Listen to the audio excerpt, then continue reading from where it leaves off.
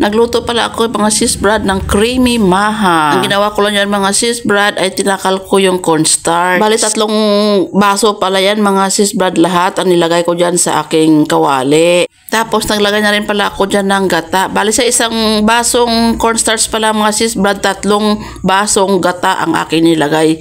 Sa 3 baso na cornstarch bali 9 na baso ang gata na aking nailagay. Bali 1:3 pala ang aking pagtatakal pag ako ay nagluluto ng maha para hindi sa matigas. Ganyan din ba kayo mga sis Brad magluto ng maha? Kasi ako simula ganyan talaga ako magluto. Talagang tinatakal ko talaga yan para perfect talaga ang ating pagluluto. Pagkatapos ko pala maitakal yung ating gata mga sis Brad ay naglagay na rin pala ako ng 2 lata na condense. Bali isa lang pala ang napakita ko dyan pero 2 talaga ang aking nilagay. Tapos ko naman lagay ng ating condense mga sis Brad ay sinunod ko naman yung ating iba. Bali isang malaking iba pala ang aking nilagay dyan para talagang creamy talaga at malinamnam yung ating maha. Pagkatapos ko naman mailagay yung ating iba mga sis Brad ay naglagay din pala ako dyan ng Nizzle cream. Pero hindi po talaga Nizzle cream ang nilagay ko dyan. Yung ibang brand lang po. Yung naman maputla. Yung ay parang malabnaw ang cream na nailagay ko. Sabi ko nga bakit ganito yung cream na nabili ko malabnaw. Hindi po siya malapot.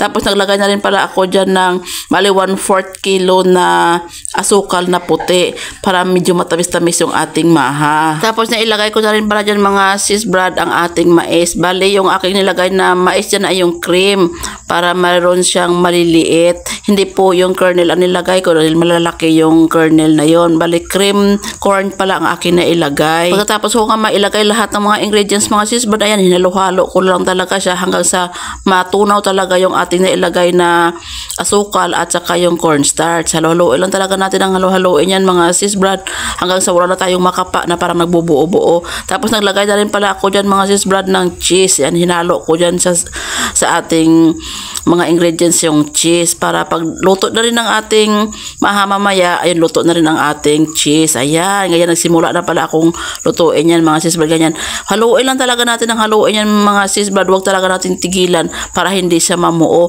hanggang sa maging ganyan sa mga sis Brad. Oh, ayan. Tapos ang ating apoy ay alalay lang, wag biglain ng apoy dahil baka sunog na hilaw ang ating maha. Yan wala. Basta ang technique lang yan mga sis Brad. Huwag nyo lang talaga tigilan ng halo. Basta haluin lang talaga ng haluin hanggang sa maganyan ang texture niya. Medyo marami rin pala mga sis Brad ang aking niluto dahil idodonate ko rin ito sa simbahan dahil Christmas party din nga namin. Bali ito rin ang ambag ko doon sa simbahan. Bali nagdala rin pala ako doon kila nanay yan ng maha na yan sa stainless. Yun ang dinala ko kay nanay. Tapos yung 2 tray na yun ay ang green at saka white. Yun dinala ko rin sa simbahan. Tama-tama lang talaga ang mga sukat ng aking ginawa kaya perfect na perfect ang ating maha. Pag-share naman po mga sis Brad ang ating video. Maraming salamat!